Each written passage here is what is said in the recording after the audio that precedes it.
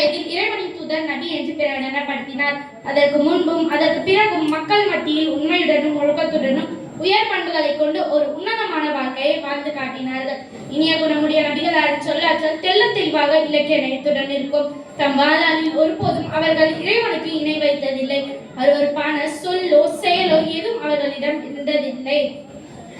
மனிதாபிமானம் நிறைந்து விளங்கிய நமது நபி முஹம்மது ஸல்லல்லாஹு அலைஹி வஸல்லம் அவர்கள் தன்னிடம் உதவி கேட்டு வருபவர்களுக்கு இல்லை என்று கூறாமல் உதவி செய்யக்கூடியவர்களாக இருந்தார்கள்.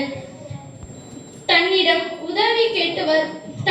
இல்லை என்றாலும் பிறரிடம் பெற்று உதவி கேட்பவரின் கஷ்டத்தை போக்கக்கூடியவர்களாக இருந்தார்கள். நபிகள் நாயகம் முஹம்மது நபி ஸல்லல்லாஹு அலைஹி வஸல்லம் அவர்கள் அதிகம் பணிவிடை செய்யக்கூடியவர்களாக விளங்கினார்கள். பெருமை கொள்வதை விட்டும் விலகியே இருந்தார்கள். தன் முன் மற்றவர்கள் எழுந்து நிற்பதை அவர்கள் தடை செய்தார்கள்.